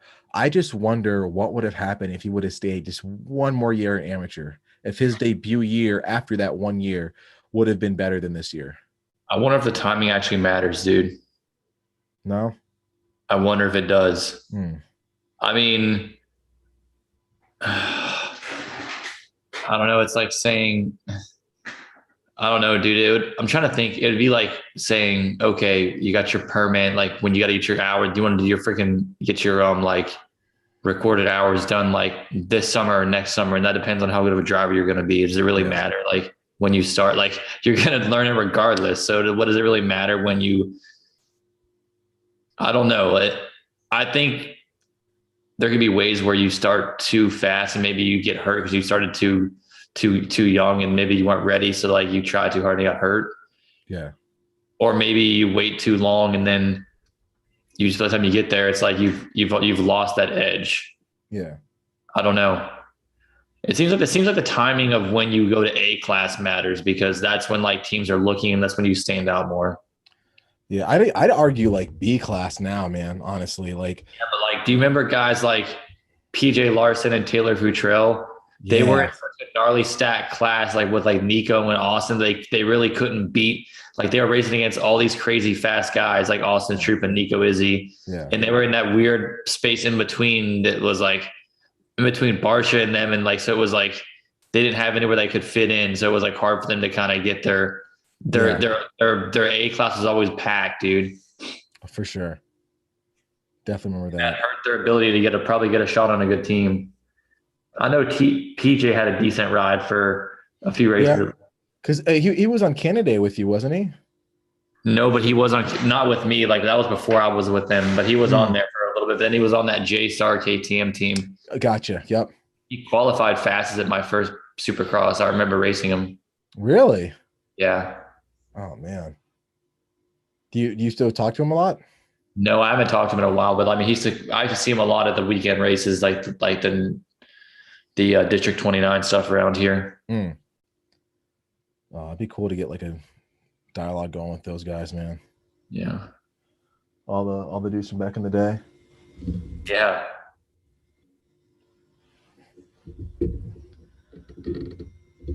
The old school moto. I was talking to one of my buddies out here. He's kind of the same age as us, and he was saying it's so weird when he goes to tracks now. Kids are talking about like, oh, it was so cool. Like I'm such a huge Jet fan, and I love the Martin brothers and Roxon and stuff and Tomac.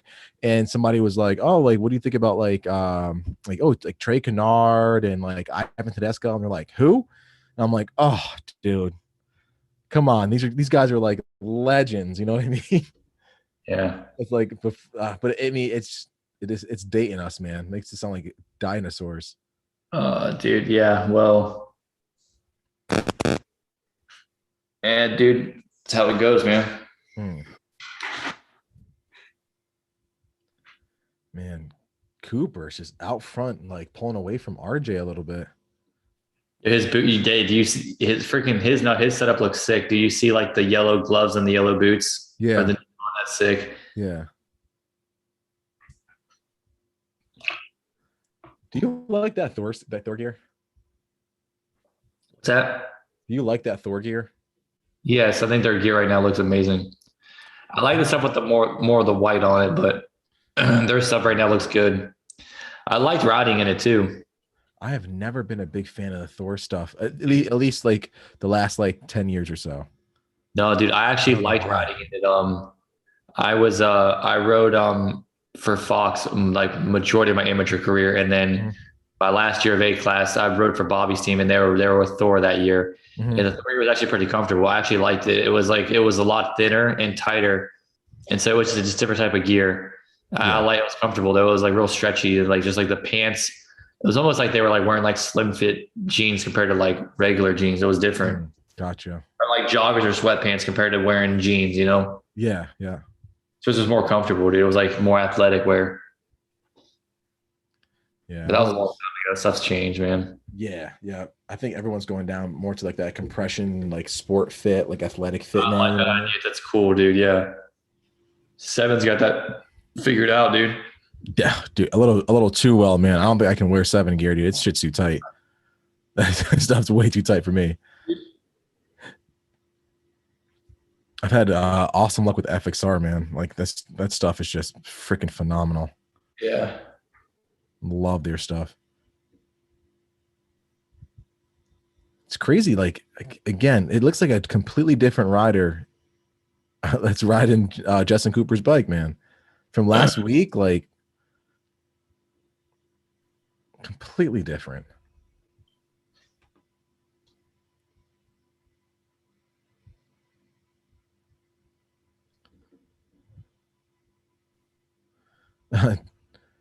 Shout out to James Scott checking in.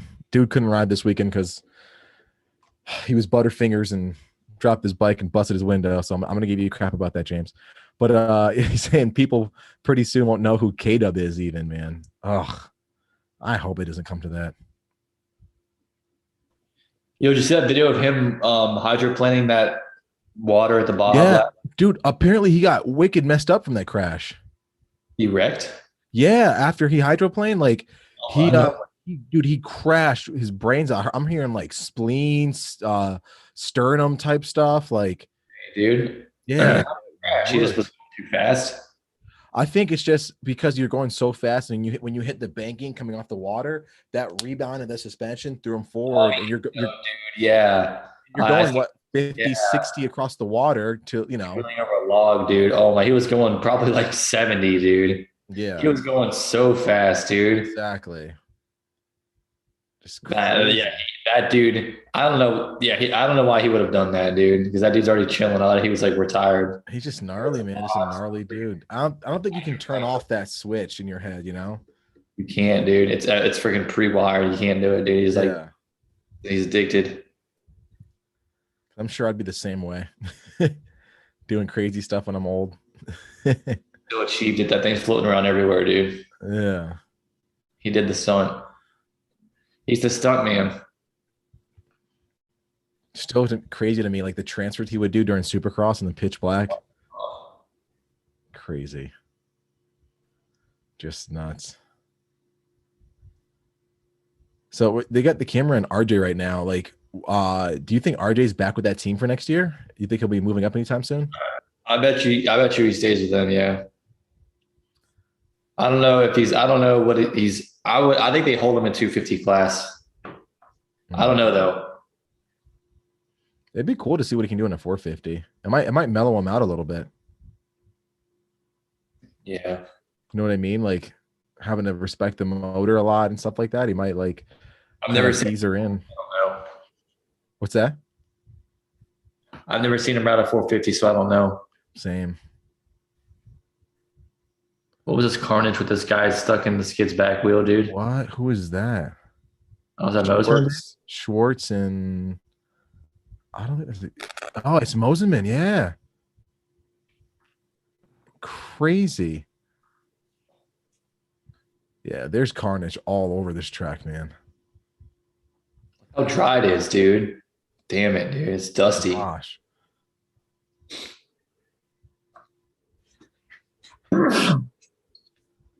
Jay's mentioning a Rick Johnson Honda commercial. I don't remember that. Gosh, I'm such a hypocrite right now. I don't remember any Rick Johnson commercial, man. I want to ride, dude. Is that the one we're talking about? I don't think so. Was Rick Johnson in that one? I don't know, dude, but I had a friend that was in that commercial, the I Want to Ride commercial with Carmichael on the Really? Yeah, dude. Who was it? My friend Bo Parton, dude. He lives in Florida. He was in that commercial, yeah. He was like one of the kids that somehow, I don't know how he ended up in it, but he was one of the guys in it. It's hilarious. That's rad. I used to want one of those CR85s so bad, dude. Those things were so rad to me. They sounded cool, dude. They did.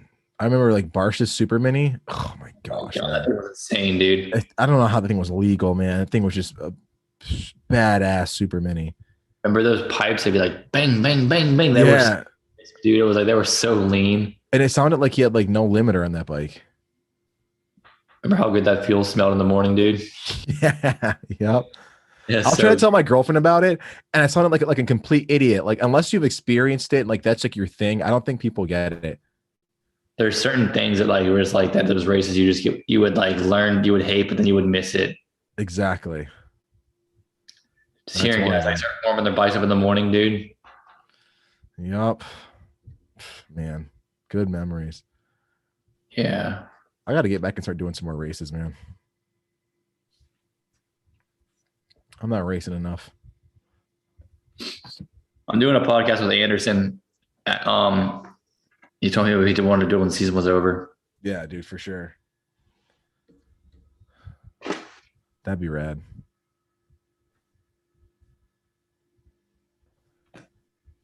Dude, even despite like the crashes and stuff, Jet's still riding like No visor, really well. sun in his Yeah. eyes. And everything, yeah. Dude, so rad.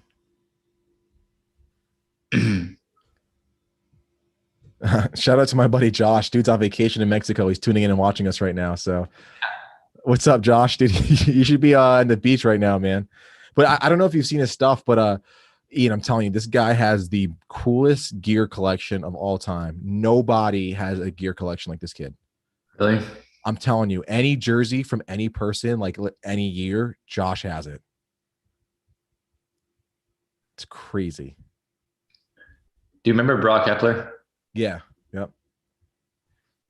He was a beast. Dude. I heard he's a like a counselor or a teacher or something like that now.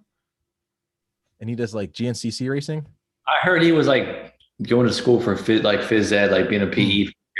Yeah. And then he like rides, he does like some freaking works racing or something now for fun. He was so gnarly. Actually, a lot of people were like touting up Davey as like the latest and greatest and stuff like that back in the day when they both went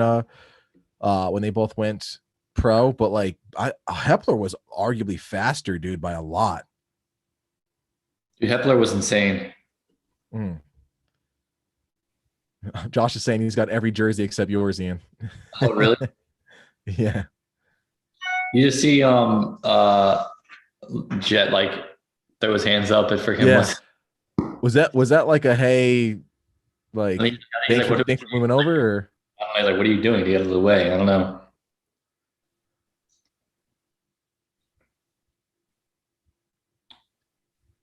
He must have really pretty mad to like go out of his way to do that though during a moto, like 3 minutes to go to the 2-lap board. Like he's freaking smoked. He's like, oh, dude. Yeah. He wants to move up to the front, dude. He needs to get these points back. How many points is he losing right now?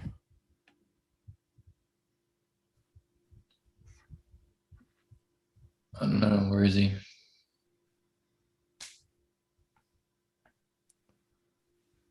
Huh.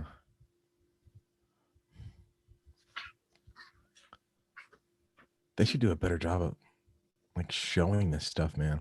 And shout out to Schwartz on the Suzuki's, and he got Jet got around him, and he's sticking with him, man.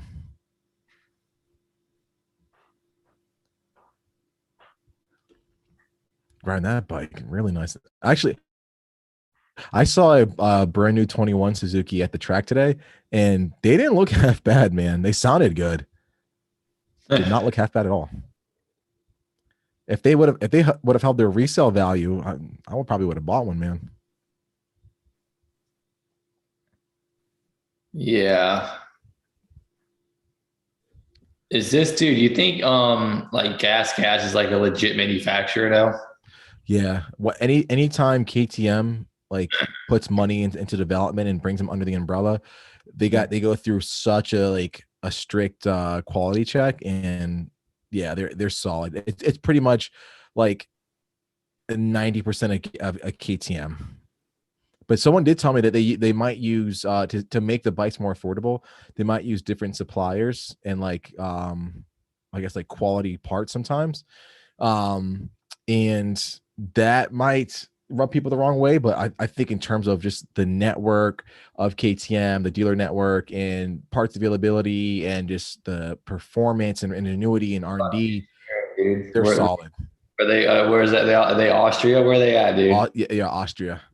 Dude, what's the history on the engineering over there, dude? Crazy. And they know what's up. Great. I'm telling you, like even look at their street bikes. Their street bikes, like, are absolutely insane, dude. Like the Dukes and stuff like that, like just so like the ingenuity of the new technologies they're rolling out with that thing. It's freaking crazy, man. And that's all going to trickle down to dirt bikes. and they've got literally have a bike for every single thing that you might want, dude. You want to go adventure touring, but not have too much power. They got the bike for you. If you want to have a cool little city romper, little cafe racer, but like you want massive power, they got a bike for you. You know what I mean? Just Yeah. they know what they're doing, man.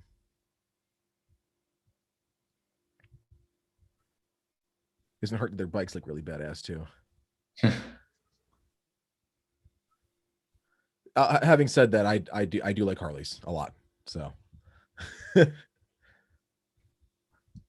I still gotta represent and wave my Harley flag.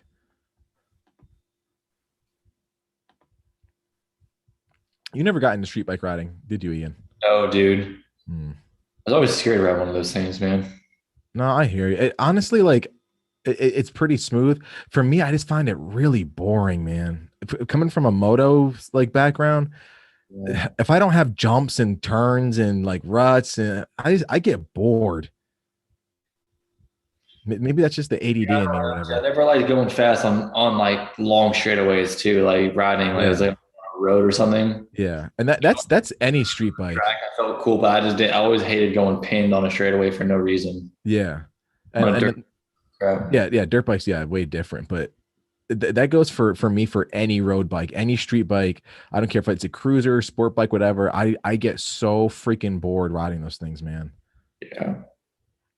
It's crazy. And I'm not one to go 100 miles an hour down the freeway or whatever. It's just like even just riding back roads, I'm like, this sucks. I need a whoop section. Ugh. 2 laps to go on this one. Gosh, this is going to be a really tight points battle, man. I hope Jet has at least a decent enough cushion to make something happen.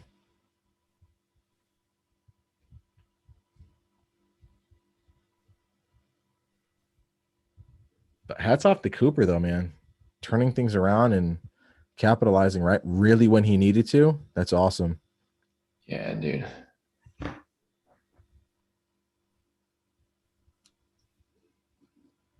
Hey, did you hear that rumor that Tomac's riding a 2-stroke next year? No. Somebody in the internet said that, and it's been spreading, and people are like believing it. Come on, dude. Right? You should, dude. You think so? Just do it and then just quit, dude. Yeah. Do it, then quit. Yeah. Go out with glory. Yeah. You think we'll have a? You know what Tomac's gonna ride, dude? Yeah, No one knows what Tomac's gonna ride, dude, except for freaking Eli and his dad and Cal and whoever he's talking to, man. Yeah. He'll for sure be Blue Crew next year. He'll be on Star.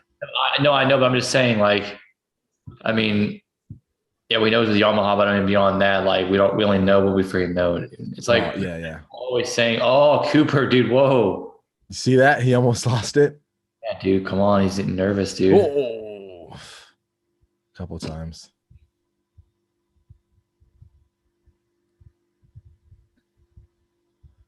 Yeah, see, I would have watched the front right there.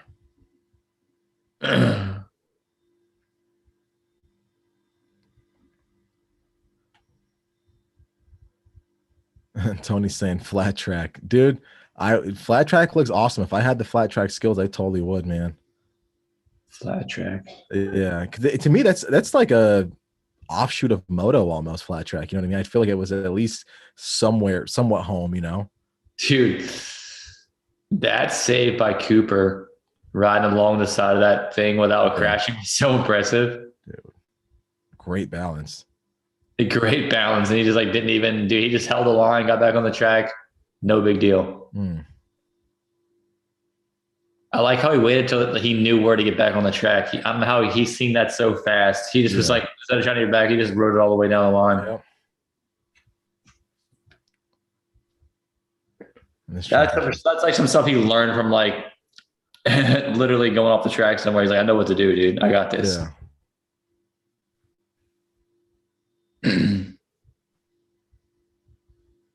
That's crazy.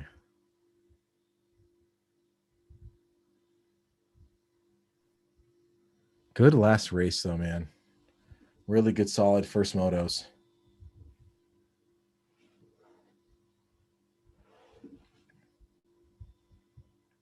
This is just going to spice things up for the second moto.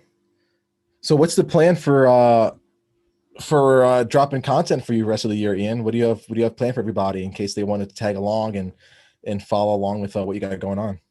I'm gonna start doing some podcasts just with some of my friends, like whether like athletes in general too. Like, as I said, I got one with Jason coming up. I want to do Nice. and just talk about freaking just talk about motocross memories, dude. Yeah.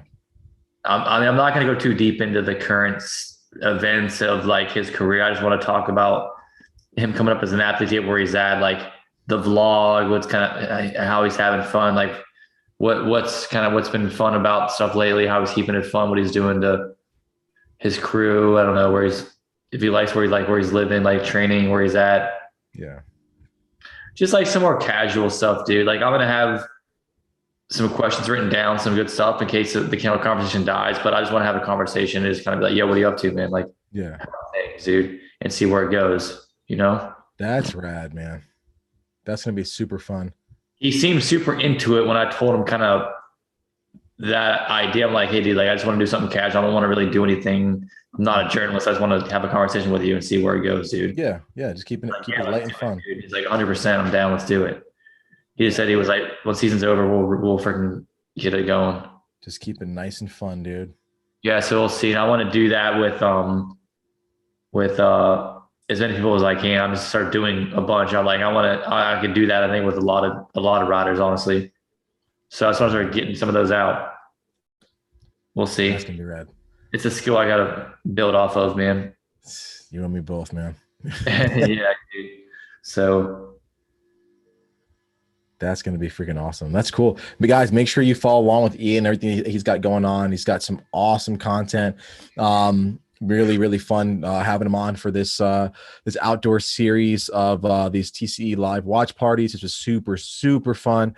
We're going to get this series going back for 2022 as well. And Ian and I will hop on. I'm sure these things we'll do them like once a week, just chatting about whatever in moto, and we'll offshoot.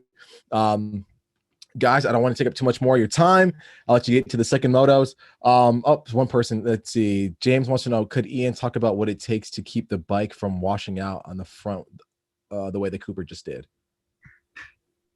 I mean, dude, I think some of that stuff is, especially that far into the moto, when Cooper's riding so far on the edge, like he makes one little mistake and it's probably hard to save. I think that when the track's that dry and there's ruts or that, like, when the ruts dry out and they have those hard edges on them. Yeah. So it's probably honestly like a gamble sometimes. Yeah. I think it just comes down to just like, he should have made the mistake in the first place. It's going to be hard to save. It's like it's like a 50-50 thing probably. Gotcha. If there was enough traction on the rut beside, he could have caught it and kicked it back, or I don't know, man. Like stuff happens. People save crazy stuff all the time. Mm. So I don't know if there's a skill to saving crazy stuff. It might just be a little bit of luck on your sometimes you need a little luck to get by, dude. Yeah, that's definitely what I need. Yeah. Funny. But yeah, guys, thank you. We appreciate you guys tuning in for this. Be sure to check out all the great things that we have coming up with the collective. Not only will we have Ian back quite frequently for this thing, we're also going to continue to keep doing our awesome program. Shout out to Ian for checking in with us, doing this. This is again super fun, super great. Thank you guys for tuning into the chat. And yeah, thank you for all of the tremendous support that we get from this awesome community, and we're going to keep it going.